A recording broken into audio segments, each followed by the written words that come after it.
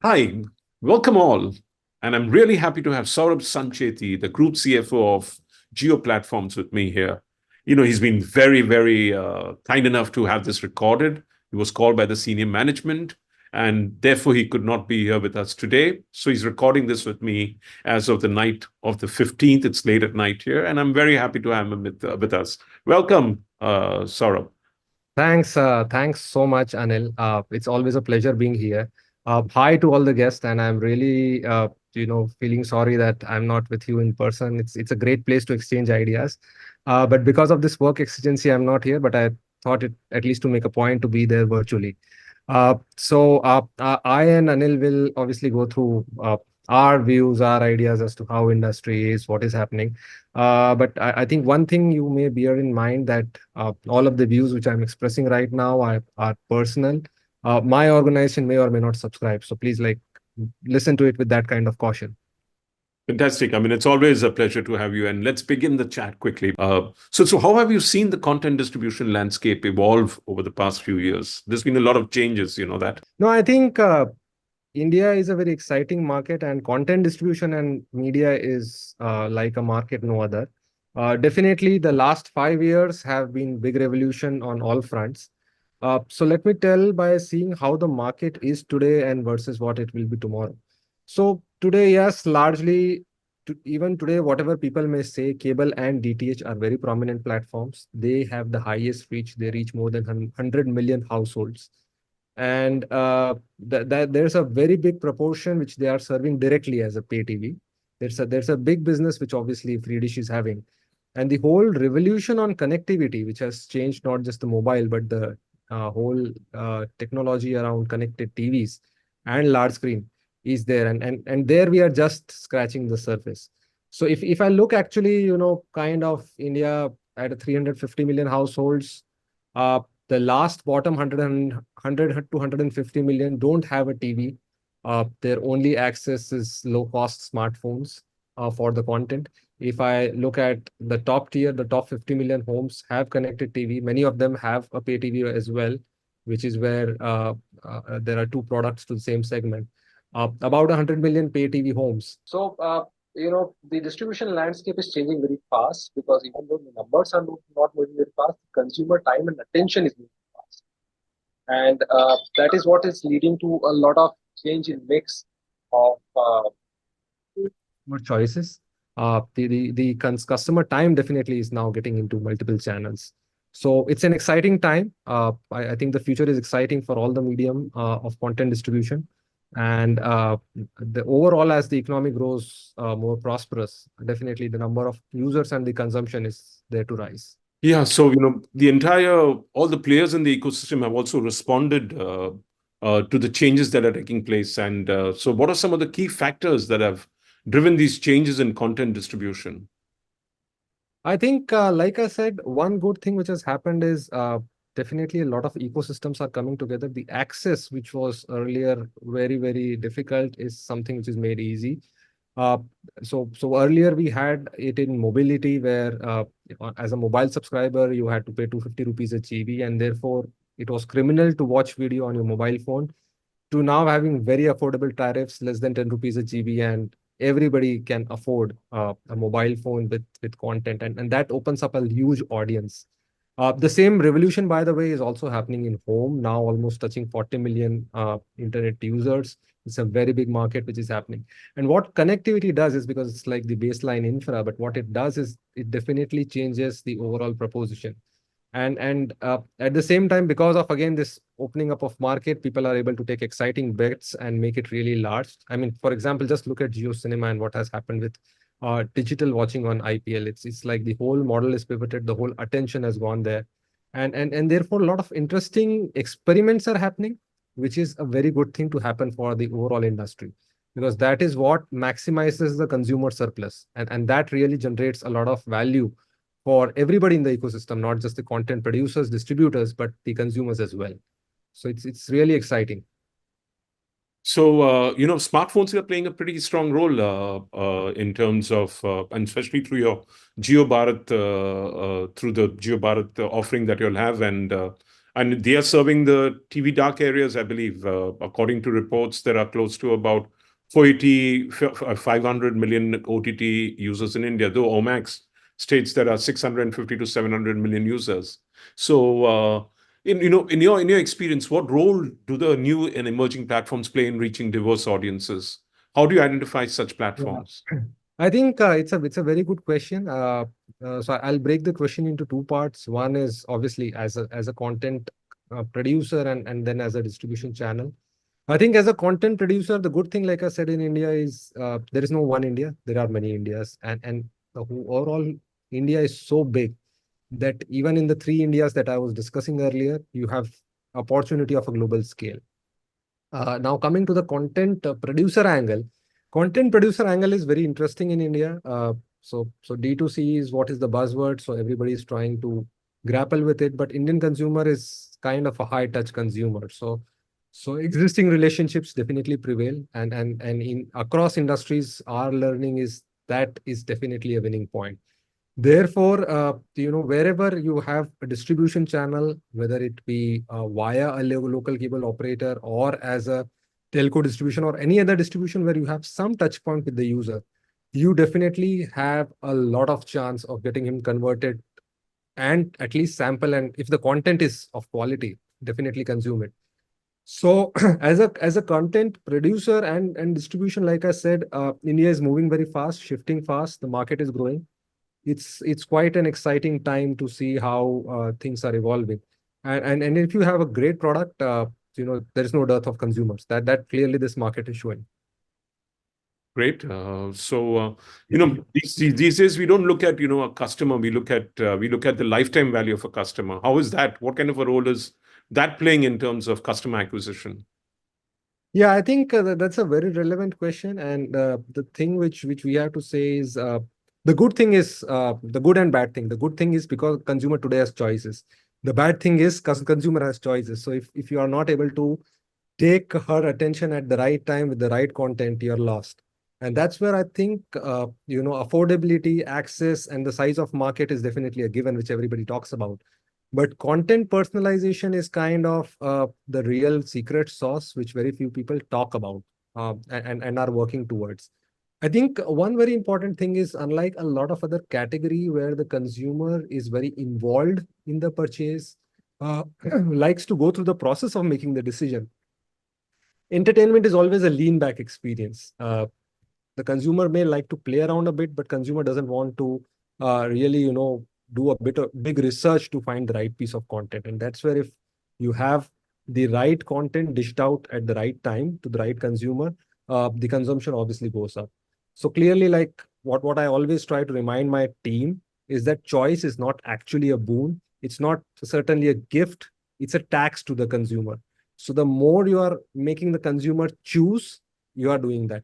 Definitely, you want variety. So in that sense, your variety of platform is required, but don't expect the consumer to put a lot of effort in discovery. It should be seamless. The right content should surface, and clearly, the who's who of the world, the best people in globally have this as the secret sauce. I think this is what in the whole geo ecosystem we have been able to do well. We have been able to segment the users, understand their needs, know what kind of content they'll need, and give them at the right time and price. And I think one more thing which I was actually talking to a large global tech fund a couple of days back over dinner, and one of the common pain point which came to them was, sort of digital is the sexy thing, everybody talks about it, but it's really painful as a user because I don't know what piece of content will appeal me where. And even if I have something in mind, I don't know what platform it is available in. It's a lot of research. And that's I think when we were just discussing what we have done in India, they were really blown up apart from that. So to summarize, I think the whole personalization aspect is the aspect which is really changing and which will really differentiate, which will make the winners from the losers. Yeah, what I like about you also, you have made aggregation so simple on your platform. Though we may have certain teething problems going on with the system as yet. But overall, you'll made access so easy. I mean, there's a single billing mechanism. I get Jio TV, I get Jio TV Plus, I get Jio Cinema, I get live TV, I get all of that across, and I pay for my broadband connection. That's all I do. Exactly. So, I think, yeah, that has been a good offering. That is really loved by a lot of users.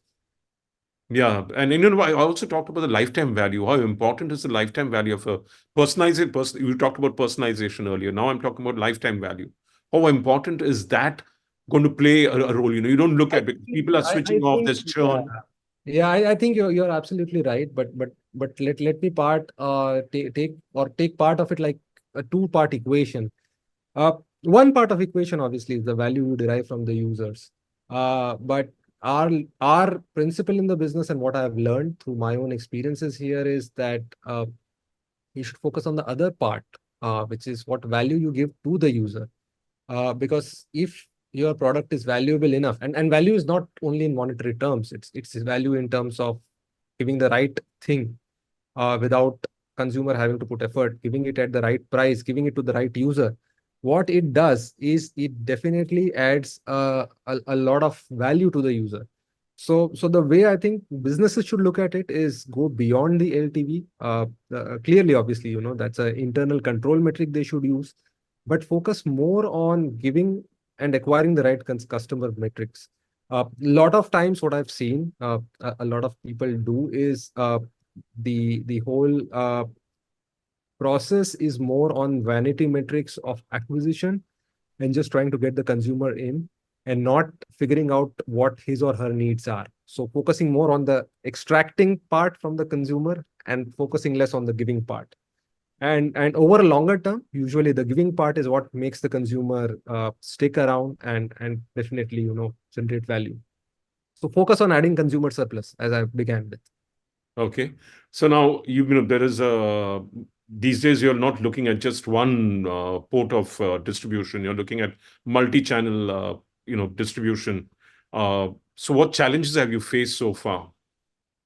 I think the challenge, like I said, is that there's a large set of users today who have access to multiple channels. So uh, it's because a lot of things are in motion, like I explained. So it's not like there's only one channel, there's only one way in which the consumer was. So I'll say, like, if I zoom or go past 10 years back, life was very simple because most of the consumers are either or. It's either this kind of consumer or that kind of consumer. And when the choices are limited, it's easier to get and retain the attention of consumer to make him or her happy. But when there are too many choices, it's important to first get attention of the user and then make him or her happy. So I think what we have been trying to do is, figuring out what consumer needs what, and at the same time, enable multiple products across the value chain for each of them. And that is something which is working well for us because we have realized that rather than trying to compartmentalize user that, okay, she is X kind of person and they would need only Y kind of thing, we are trying to give them a combination and figure out how to just serve what they want. So their attention is our currency, which we deeply track across businesses. Yeah, so let's look at it. Let's break it down into pieces. Uh, the consumer is more used to using mobile internet rather than internet at home.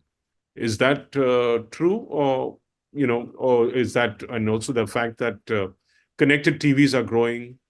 Then apart from that, also there's a lot of competition amongst cable and DTH right now. There's free to air also television. So what does this all mean for you? For what kind of challenges do these factors pose to you? I think that's a very good question. Like I said, the part where we focus most on is delivering value to the user. And value is definitely dependent a lot on figuring out what the consumer wants. So at the end of the day, what you want is, like I said, the basic currency is attention of the consumer. Is the consumer spending more time with you, more attention with you, staying with you longer? That's all that is the basic currency. Everything else is a resultant, and kind of therefore that is the lead indicator that we work on, and analytics plays a very big part in it. So what analytics does is and in all our businesses it plays a very important role. It helps us identify the right content for the right consumer and hypothesis testing. and combine it with our tech capabilities, a lot of personalization and the whole consumer cohort strategy and dynamic cohorts are being created all by AI now. They are no longer there's a product manager who is standing up and who's saying, "Hey, I have 5 ideas. Let's test it out." It's machines who are driving it, and which is helping us understand the customer better and serve it better. So I think if I again go back to the previous one where I was talking about a multi-channel distribution strategy, consumer has many choices. Getting their attention today is not easy, and we are adapting for the new world by deeper analytics and serving them better. Then also single billing, which is something which helps you, it gives you better data. Obviously, because whatever, see, I'll tell you the fundamentals of business which I have learned. I think only one part which people realize how to increase demand. So demand is what consumers demand, right? There's one part which people are over fixated on, which is about if you make something cheaper, it increases the demand. But one thing which is very rarely appreciated is if you make something easier, that also increases demand. It's not only the price thing, it's easier. And what is easier? Personalized content, personalized product, something which understands me. I'll be happy to lap it up. So that second part of equation is often underappreciated. I've seen that by multiple people, and that is what we focus a lot on. True. So now coming back to, what trends have you found in terms of content? What trends have you found that have been particularly effective in the current landscape? So I think I'll start by a global trend, and that is not unique to India, but that's again what I've realized that people call extrapolate 2 points and try to call it a trend. So what I try to be very careful is a trend is an underlying phenomena. Everything else is resultant. So if I look at just the underlying phenomena, for example, one thing which is a given is what social media has done over the past 20 years is people's attention spans are becoming shorter. Uh, there's a whole boom of content and choices available, and therefore the need for gripping storytelling, something which captures attention, is there. Now everything is just vying for attention. So attention span is smaller, and the important or a different storyline is important. And if I just like extrapolate that to India, how I see things happening, I think again 10 years if you go, you would talk about a concept which was in the US, but you would talk about in India, okay, one season, 24 episodes, 30 episodes, the story ends and something else begins, was unheard of, unthinkable. It's working very well. Or if you talk about, say, I think there's a big digital audience, let me do a movie premiere on OTT, people would laugh. It's not even thinkable. So all those kind of things are definitely bringing new type of products, varieties to bring people in. I also think that all the new formats which have come in, and some of them are global formats, but all the new content formats, again in a gripping storytelling way, which just captures the attention and imagination, is there. So the whole it's again generating a lot of consumer surplus because the whole consumer which was host to only like limited genre of content today has at least 100x more choice if you just explore by types of subcategories. So the whole choice has exploded, the format has become shorter, the storytelling is better definitely and more gripping. So those are the trends, and these are again going to continue for the next 10 years as well. Plus, I think, the audiences started participating a lot more and or they've almost become a part of the content themselves a lot more, as compared to if I watch what you do on your Jio Cinema during the cricket tournaments that are going on. If I watch what's going on Shark Tank, if I watch that, the audience can actually also invest in those the startup or whatever offerings they have. If Yeah, I'm yeah, absolutely right. Absolutely right. So if you look at the overall piece, today audience is much more connected, much more wanting to identify themselves personally with the content, and they are also very conscious about what they are about. So therefore, again, a larger variety of audience, and more important, therefore, to serve the right content to the right person, because otherwise you end up uh, uh, taking away the attention or at least upsetting the consumer. Okay. So we talked broadly about the trends. Now, how is the entire Reliance Jio group making sure that it stays ahead of the trends and it also stays relevant. I think you are absolutely right. This is something like we always remind ourselves every day in the morning when we walk in. It's not about what we have accomplished, but what is yet to be done. It's still day zero. There's a good saying which we have in our team, that the best teacher in the universe is consumer, because we especially when we are product managers, business folks, we think that we know the consumer, but consumer is the one who teaches us. And usually those teachings come very late because we don't realize it. So one thing which we do very rigorously is take the feedback and listen to consumer very intently, and look for signals where we are wrong. It's important to know that consumer is right and you will be wrong in multiple places, and that is what we always look as a signal. We humbly accept it wherever it's not working, and we change our strategy and go ahead with that learning. So learning is an integral part. It has always been important, but never as much as now, given the pace at which the whole industry is shifting. If you don't learn, if you rest on your laurels, this is such a fast changing world, you will soon become a history. So we just keep reminding this to ourselves and keep on putting ourselves the promise that consumer is right, maybe we are not getting it right, and look for signs where we can improve. Fantastic. So now, let's look at cable TV and let's look at pay TV. Do we see pay TV and cable TV as well as DTH having legs because of the disruption that you'll have been putting forth in the industry as a whole? Yeah, I think so. Typically, what happens is a lot of times people are quite pessimistic about things, but don't see the overall opportunity and the size. So, like I said, let me again zoom into like 10 years later. How do I see the market and what is going to happen in the market?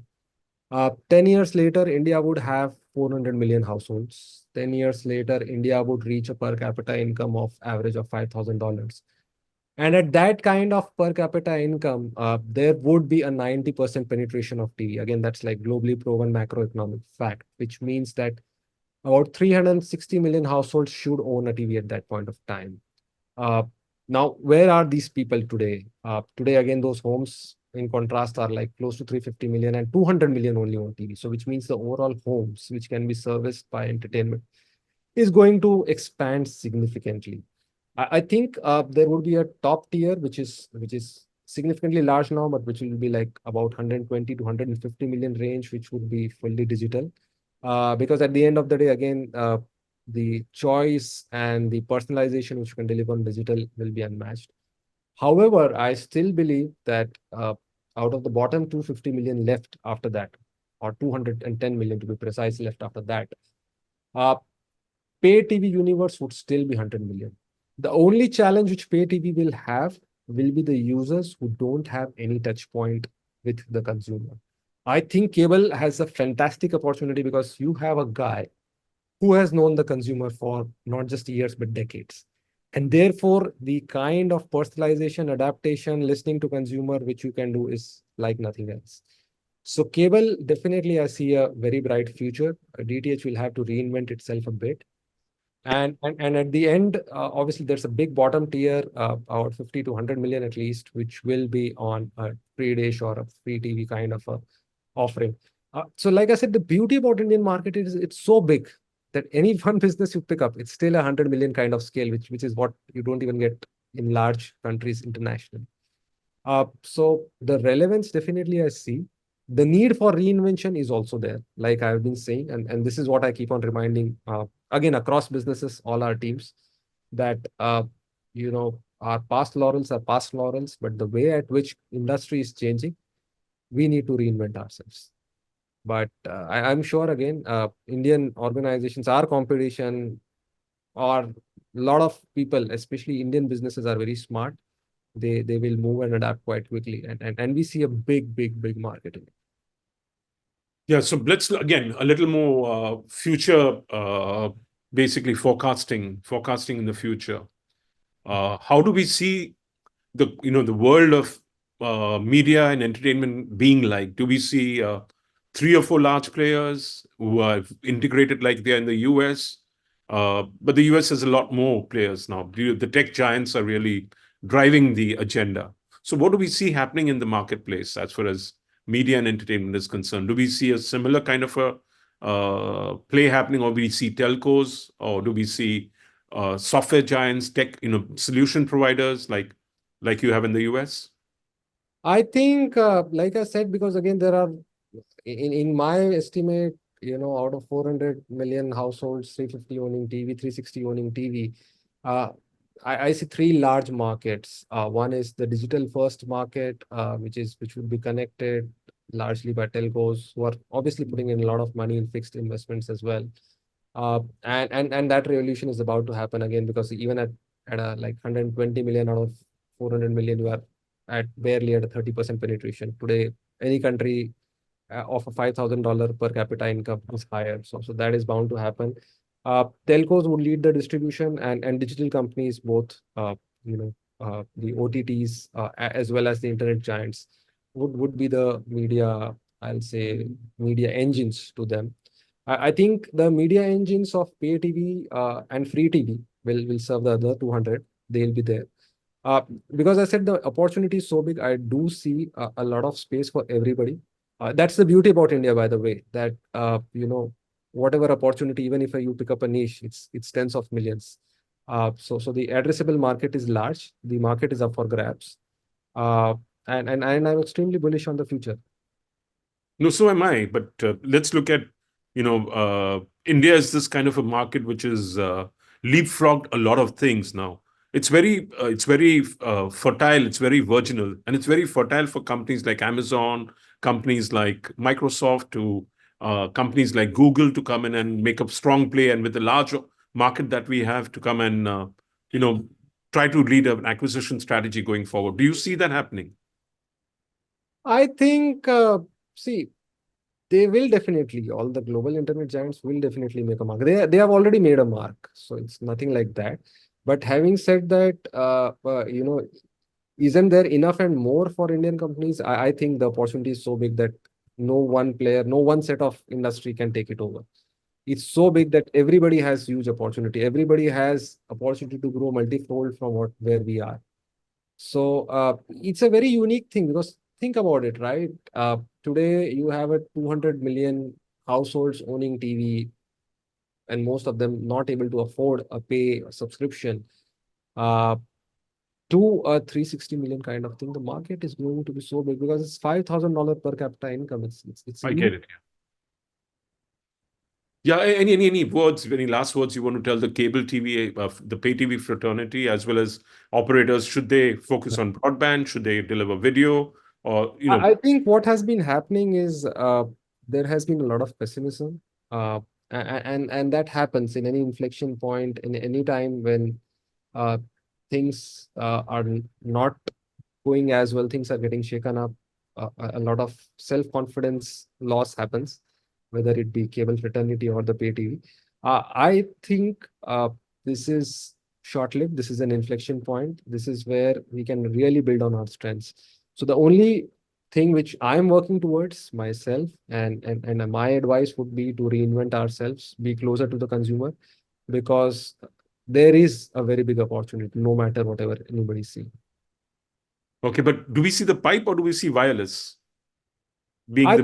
think everything will coexist. See, again, look at the kind of consumption levels in India. You still are talking about a very little penetration, even in wireless. The penetration levels are not to the level where similar countries per capita will have when we reach a $5,000. So even wireless consumption will go, wired will go. I'll even say the one way medium also has a lot of legs, because India has all the tiers available. It's not just us sitting in Mumbai that we think ourselves. Usually, when you think yourself as consumer, but you also try to think that you are the only archetype. We are only one small portion of the archetype. There are many multiple archetypes. You travel across, and I have done that actually. I have done that.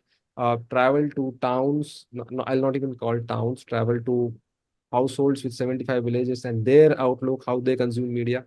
That is what has opened my eyes. And I found all sorts of contrasts. People who have moved to uh, from one medium to the other.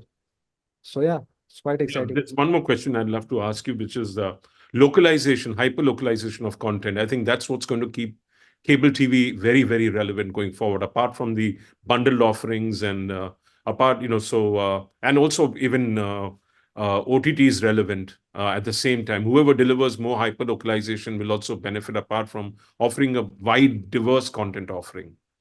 I agree. I couldn't agree with you more. At the end of the day, I think again the trend is what? The trend is that human beings are social animals. And anything you get to them which can correlate with their communities is going to help you. And communities are smaller, communities are local.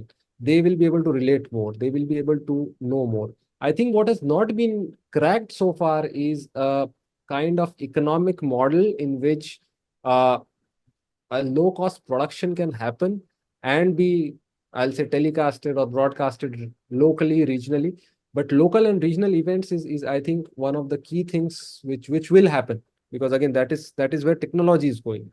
It's again a trend which is going to happen. So that certainly will change the fortunes of cable. Fantastic. It's been really nice chatting with you.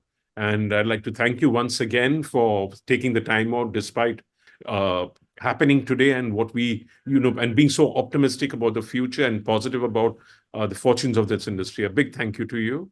Really appreciate your time, Saurabh.